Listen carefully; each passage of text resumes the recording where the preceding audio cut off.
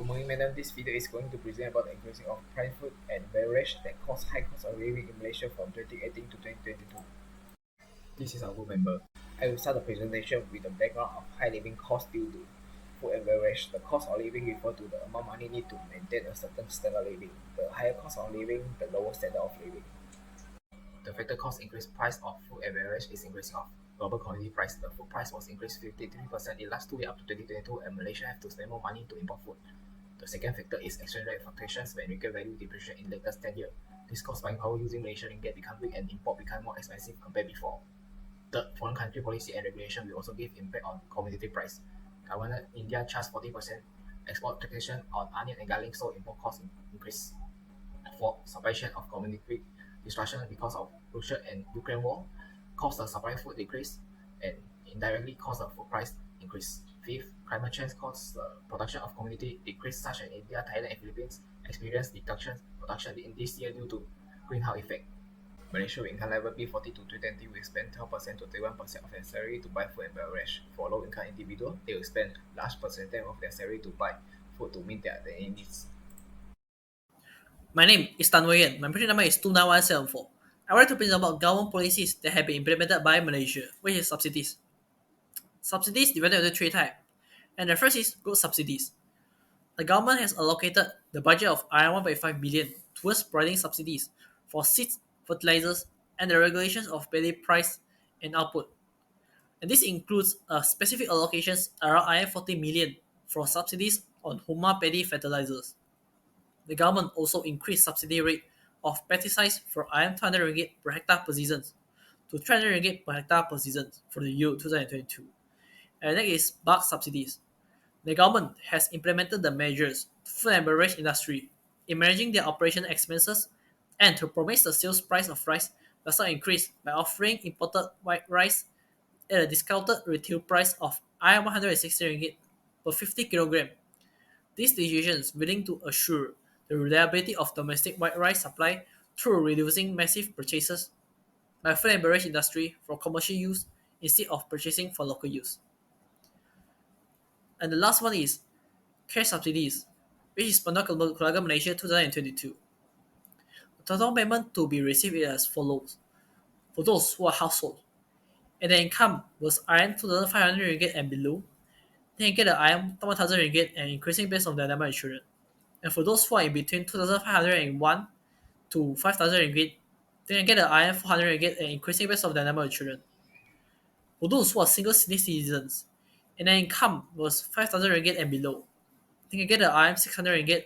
And for those who are singles and their income was 2,500 ringgit and below, they can get the 250 ringgit. That's all for me. Thank you.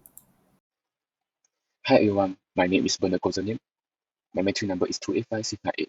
So I am going to talk about the government policy that have been implemented by China. The first one is a tariff. So the state council decided to decrease tariff in 2015 until 2020. So they have less barrier to reduce the price of food and beverage, and the cost of living will reduce. The second one is a new policy. China 13 5 years plan are created from 2016 to 2020.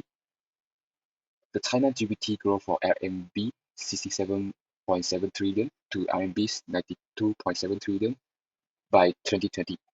So the disposable income of workers rises so that they can purchase more goods and beverage with their income. So it leads to a rise in living standard.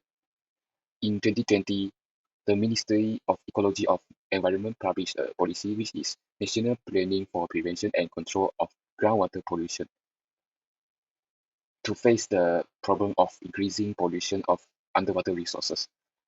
The typical groundwater resources are truly monitored, so the quality of the food and beverage will be maintained well, and the price will slightly decrease. So for the next one is policy changes.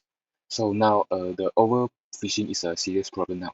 So in January 2018, the Hainan province modifies its coral reef protection acts to prohibit the processing and trafficking of giant clams.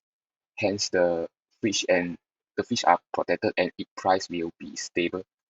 So the next one for the policy changes is employing the genetically modified crops. So the China leader are employing the genetically modified crops to boost the agriculture product of the country. So it will help the producer to increase the corn and the soybean production and reduce the cost of production. So that's all for me. So I will pass it to the next presenter. Thank you. Food and beverage sector was the second highest that facing the inflation in Malaysia, which is the 3.6%.